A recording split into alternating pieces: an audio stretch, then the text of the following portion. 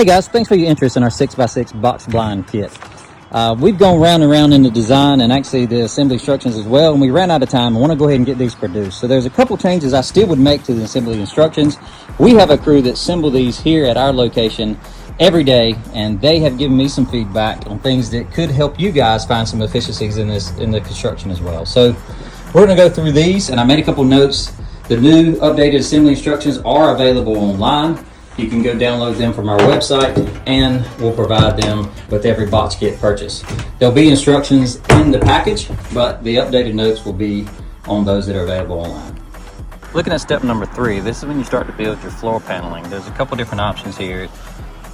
It suggests to have the ribs facing up, similar in this configuration. It's not going to matter structurally, but I would recommend putting them down. That way, if you're using a rolling office chair like this, you're not rolling across all those ribs. There'll be carpet here, but I think it makes more sense not to have them in place.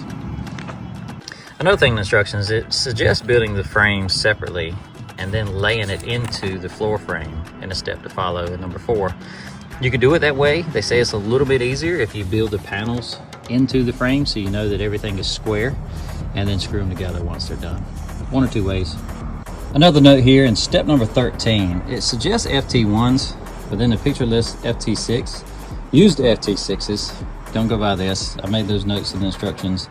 The other thing, so as you start to put the window frame together, there are pre-drilled pilot holes for the hinges. That's fine, no problem there. But there's screws on each one of the inside of these panels. And when you try to fold the window up, they'll start to bind up that plexiglass. So my recommendation would be to go ahead before putting the windows in and removing these 3 Phillips screws. There's a gap here. If you'd like to add an additional screw there, I put a screw in each one of these because this is a 2-piece and they're all screwed together.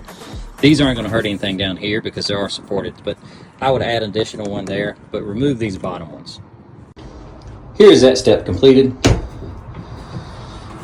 See where we remove the bottom screws? It just does not bind that plexiglass when it tries to shut. You'll know when it gets right here, it'll start to be forced. But the other thing too, if sometimes this plexiglass gets a little taller than this frame, it'll start to hit some additional screws that'll be on the top side. So if you have to remove the top side ones, you can do that as well. But if it doesn't hit and they clear, I just leave them in place. Now it's time to put the side walls on. These come in pretty easy. They just slide in the track panel by panel. It's a tongue and groove configuration. You just slide them together as you go. The instructions say, I think in step 25, 26, to then go back once you have all the panels together and put the big headed FT1s in those panels. You can do it as you go if it makes more sense to hold it together. If you're building outside and there's some wind, just make sure that the tops are level as you start to assemble those. But these are the bigger headed screws. So your tongue is actually in this groove, so you don't need screws on both sides because this side will be holding nothing. This side is holding the tongue on the inside of this groove, so make sure you're putting the screw in the proper location. Now we're getting to the support frames in step number 34. 35 is suggesting starting to assemble them in this header configuration, and this is going to be the front part of the blind as shown here. Key to this point is to make sure that they are level all the way down, where they fit into a seam or where they're equally distanced from the top of where these pre-drilled holes are and go down to the floor. The key to that is each one of these supports has a hole in the foot. That foot hole aligns with the corresponding bracket on the platform that you would tie the box stand to the platform. So if they're off in any way, you're going to have trouble with getting them two married together later on in the assembly step. 37 suggests putting FT2 screws in each one of the hole locations of these upright support brackets. I would make sure that every hole that is available has a screw in it. These are what's going to hold this support together into this wall, so you don't want to skip any of these holes. Step number 39 is where you're going to start to put your overall roof support bracket in place. Just take a look at this part FR6, that's the top cross brace here.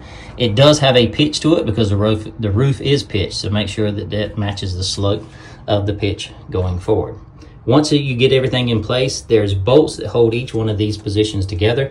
I would just have them all hand tight for now until the roof is installed, because you have to marry that bracket to the roof brackets, and you want to make sure you have a little bit of play so you can make an adjustment as you go.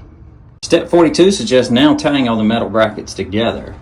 These components as well as these components. This is where I was suggesting to go ahead and purchase a small box of number 10 machine screws, number 10 by ½ inch. They're a little bit bigger in diameter, but they still go in all these pilot holes very well. The ones that are supplied tend to be a little bit looser than what I would like, and this is your structural support. So you want to make sure metal to metal is going to have the best contact and tightness as much as possible. So in my opinion, I would update this to some machine screws. Next we get to a note on step 44. These are the upper support brackets that go between the horizontal support frame and the roof brackets. That's these here in the front and here in the rear. I would skip this portion and wait until the roof is installed, because if you get these in place and they're not properly square, then they're not going to line up with your roof brackets. So get your roof square, put this all in place, and then make sure that you have proper pallet holes that tie in here as well as here, and then you can come back and tie them to the wall so they're fixed in position. These also is the ones I would recommend to use the machine screws for.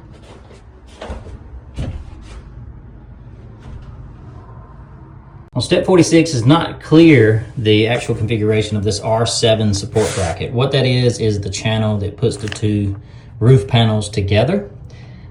They will have a hole that corresponds with this overarching roof bracket that we talked about before, leaving loose so you can make the adjustment.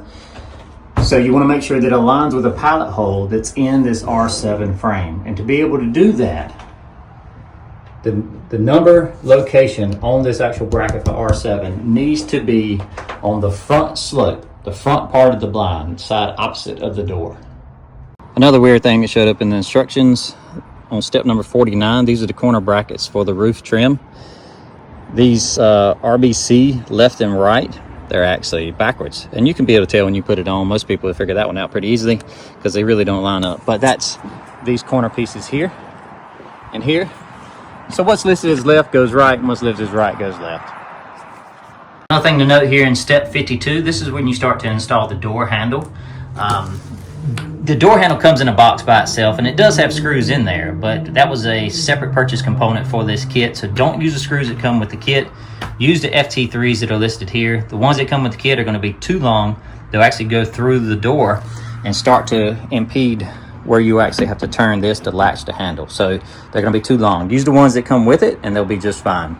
Over time, if that seems like it's not going to be structurally sound and start to pull out, in our configurations in assembly, we put a washer and a bolt configuration so that way it will not pull through, and it just makes the handle more solid. So up to you if you want to upgrade that option as well.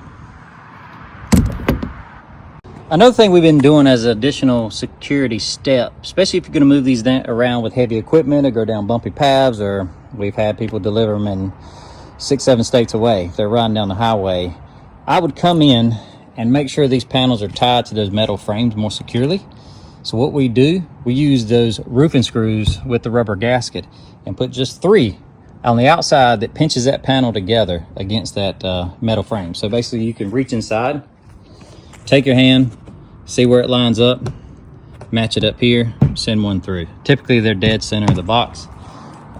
Same way here, just stick your hand, kind of reach around, touch where it is, get an alignment and say, oh, well, it's about right here. Send the screw center through. And it's a machine metal screw.